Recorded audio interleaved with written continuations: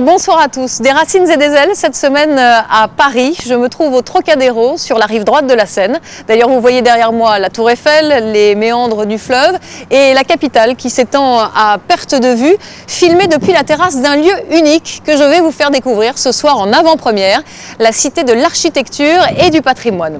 Une cité dans un palais, le palais de Chaillot, inauguré pour l'exposition universelle de 1937 et qui abrita longtemps le musée des monuments français et la cinémathèque. Alors c'est l'occasion pour nous ce soir de voyager dans l'histoire de France et de voir comment des hommes, des architectes, des ingénieurs géniaux ont sculpté notre territoire et créé les monuments emblématiques de notre pays, comme la Tour Eiffel par exemple. Alors je vous donne rendez-vous dans quelques secondes à l'intérieur de la Cité de l'Architecture et du Patrimoine. Mais d'abord découvrons ensemble et en images le sommaire de ce nouveau numéro des Racines et des ailes.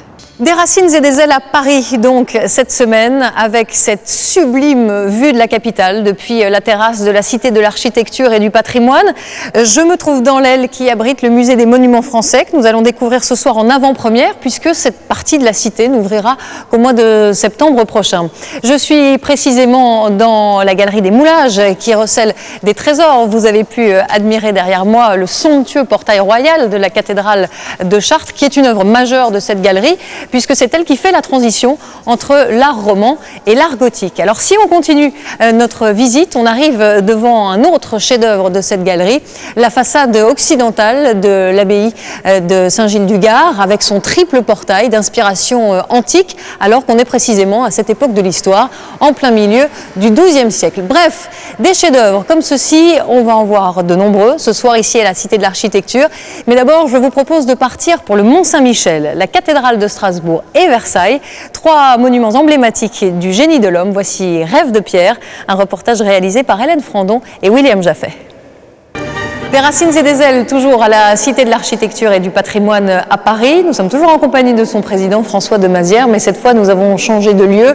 Nous étions tout à l'heure dans la galerie des Moulages, nous voici à présent dans la galerie des peintures qui expose des copies de peintures murales, médiévales et Renaissance. Et nous nous trouvons tous les deux juste en dessous de la coupole de la cathédrale de Cahors, qui est l'une des pièces maîtresses de cette galerie et peut-être tout simplement de cette cité. Tout à fait. Alors, ce qui est extraordinaire, si vous voulez, c'est que là, vous voyez très bien cette coupole. Imaginez qu'à Cahors, elle est beaucoup plus haute et évidemment beaucoup plus sombre. Donc, l'intérêt de cette galerie, c'est que vous voyez des chefs-d'œuvre, des fresques de toute la France, mais vous les voyez très bien. En plus, dans un état de conservation au moment où ils ont été faites, c'est-à-dire vers le milieu du XXe siècle. Qu'est-ce qu'elle montre, cette coupole de Cahors ? Cette coupole de Cahors, c'est la lapidation de Saint-Étienne. Donc au centre, vous avez le personnage de Saint-Étienne qui reçoit des pierres qui lui sont lancées par les 14 personnages qui sont tout autour. Et puis vous avez un personnage avec un glaive, c'est Saint Paul. Puis vous avez en dessous ces 8 grandes figures qui sont les 8 prophètes, dont le roi David. Alors Cahors au-dessus de nous et autour de nous, d'autres régions, 3 autres petites chapelles. Qu'est-ce qu'elles représentent ? Alors vous avez 2 chapelles qui viennent de la cathédrale du Puy-en-Velay et l'autre chapelle est une petite chapelle dans le Cher, c'est Notre-Dame du Vernet. C'est très intéressant également comme iconographie parce qu'il s'agit du couronnement de la Vierge. C'est un thème que l'on voit beaucoup à partir du XIIe siècle et au fond, en couronnant la Vierge, l'Église se couronne elle-même. C'est aussi un peu la victoire de l'Église. Alors ce qui est extraordinaire aussi, c'est la façon dont ces peintures ont été reproduites, quasiment à l'identique des modèles originaux. Absolument. Et c'est pour ça d'ailleurs que vous pouvez vous étonner peut-être. Il y a certaines peintures, notamment par exemple celle de Notre-Dame du Vernet, où on a l'impression qu'elle est très abîmée.